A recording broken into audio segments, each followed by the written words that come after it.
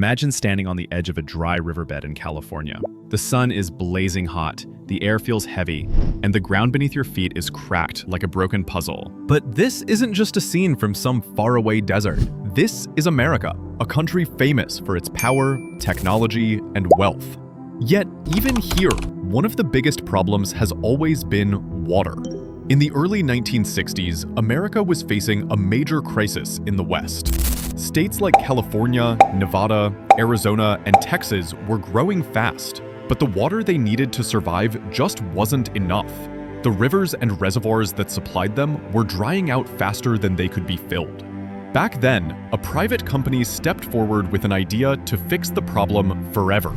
Their plan? To build a project that would move water from the cold, wet regions of Canada and Alaska all the way down to the dry American West, and even into northern Mexico. This is the United States' $1 trillion megaproject to save America.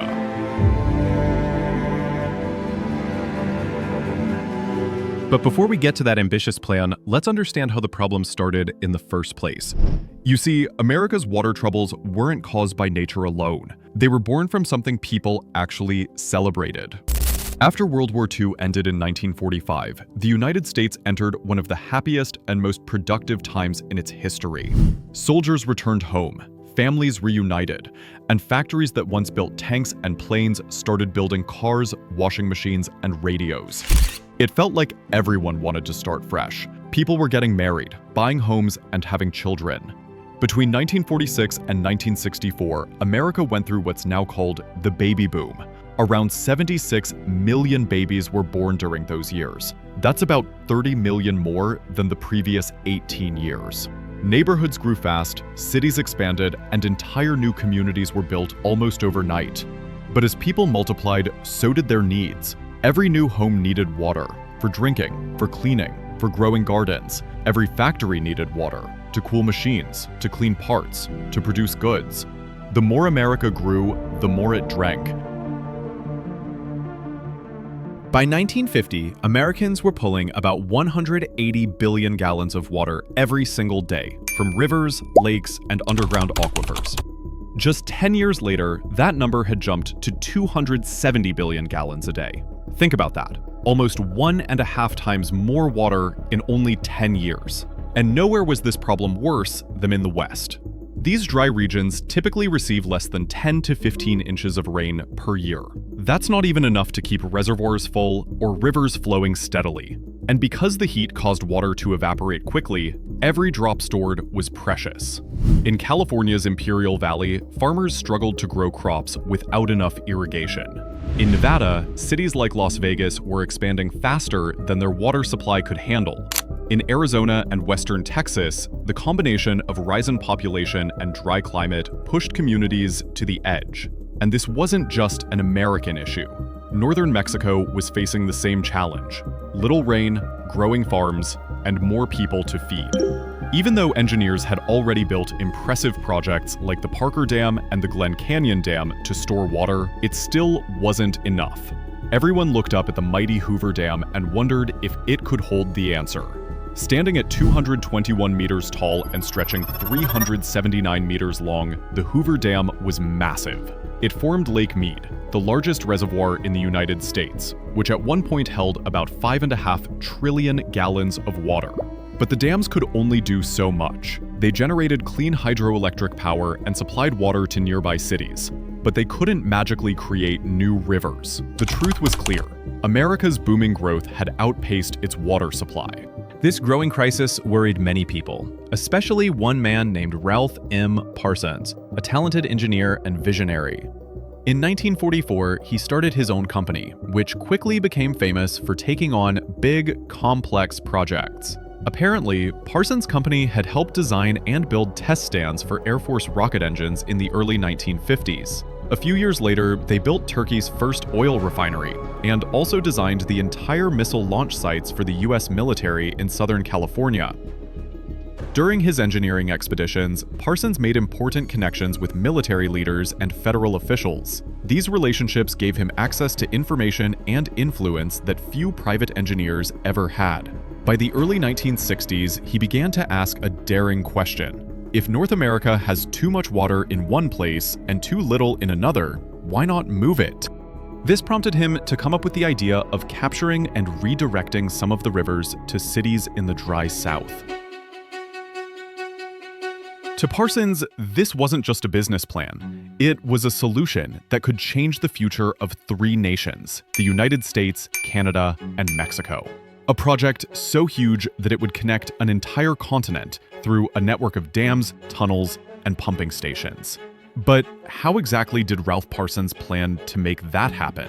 What would this massive system look like? And how far would it reach?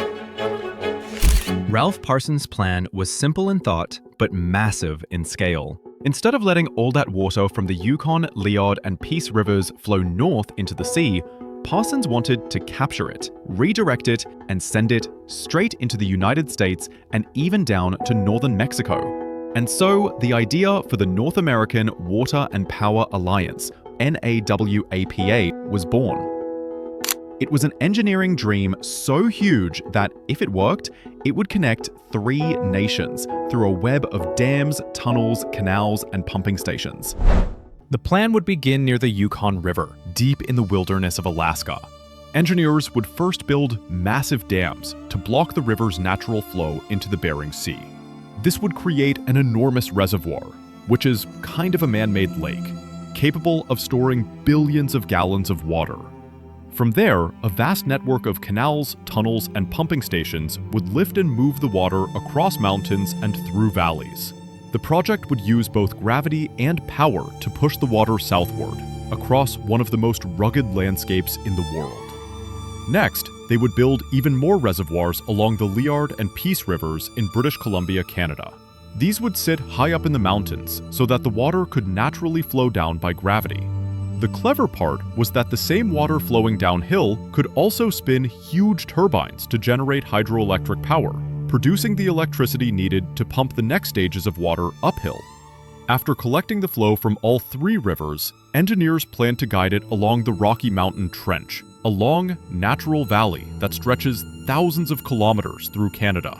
They wanted to transform this trench into a gigantic man-made reservoir, designed to act as a central storage facility for all the water being redirected from the northwest. From there, the water would continue south, crossing the border into the United States and flowing through Montana and Idaho. The water would be lifted again, using a massive pump lift toward the Sawtooth Reservoir in southwestern Montana.